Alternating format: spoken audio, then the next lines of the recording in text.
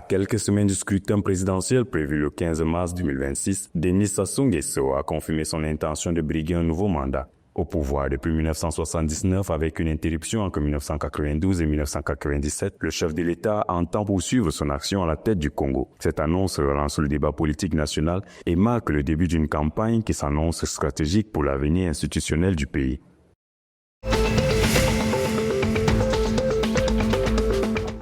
Le gouvernement de Guinée équatoriale a annoncé le 10 février 2026 une nouvelle hausse de 75 francs par litre sur les carburants, effective en fin février 2026. Cette mesure, inscrite dans le programme d'ajustement avec le FMI, vise la réduction progressive des subventions publiques aux produits pétroliers pour améliorer la soutenabilité budgétaire. L'objectif est de stabiliser les finances publiques d'une économie fortement dépendante des hydrocarbures. La hausse qui concerne l'essence et le diesel devrait impacter les coûts des transports et des biens de consommation et fait partie d'un paquet de mesures structurelles pour renforcer l'équilibre macroéconomique.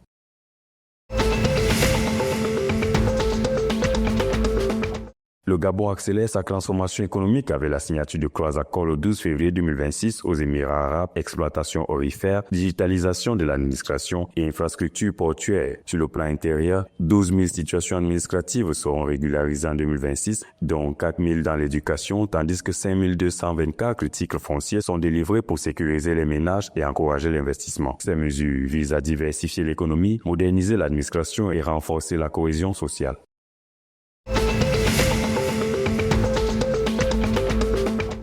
En N'Djamena, au Tchad, l'accès à l'eau potable reste un défi majeur. Seulement 43% de la population y a accès, un taux loin des objectifs du développement durable. La croissance urbaine rapide et les infrastructures insuffisantes, surtout dans les quartiers périphériques, freinent la couverture du réseau. Un programme PEAN de 60 millions d'euros financé par les Pays-Bas, l'Agence française de développement et l'Union européenne est en cours pour étendre le réseau en zone urbaine et périurbaine. Cette situation engendre des risques sanitaires et souligne l'urgence d'une planification urbaine durable pour une meilleure sécurité hydrique.